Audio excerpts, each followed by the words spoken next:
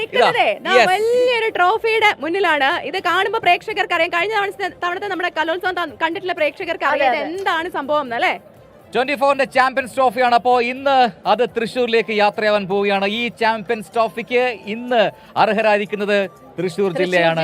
പാലക്കാടിനെ വെട്ടി, കണ്ണൂരിനെ വെട്ടി, അങ്ങനെ 63ാം സംസ്ഥാന സ്കൂൾ കലോത്സവത്തിൽ വെന്നിക്കൊടി പാറിച്ചിരിക്കുന്നു. തൃശ്ശൂർ സാംസ്കാരിക തലസ്ഥാനമായ തൃശ്ശൂരിലേക്കാണ് ഈ ട്രോഫിയും യാത്രയാവുന്നത്. 24 നൽകുന്ന സ്വർണ്ണ കപ്പ്, എന്നാലും നല്ല അതിമനോഹരമായ സ്വർണ്ണം പൂശിയ കപ്പ്.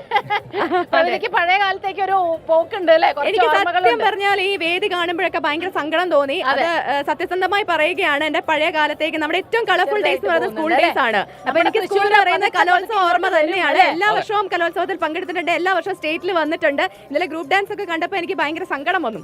നൊസ്റ്റാൾജിക് ആണ്, വളരെ അതിന്റെ സങ്കടത്തില് പബ്ലിക് വന്നിട്ട് 2 തവണ ഡാൻസ് ചെയ്തു.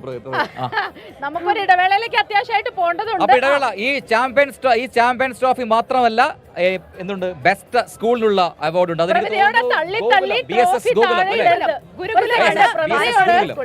തള്ളി ട്രോഫി താഴെ ഇടരുതെന്ന് PCR. ഇത് തള്ളല്ലേ, എന്നെ അറിയുന്നവർക്ക് അറിയുന്ന ഞാൻ സ്ട്രോങ് ആയിട്ട് പിടിക്കുന്നുണ്ട്. വീടില്ല.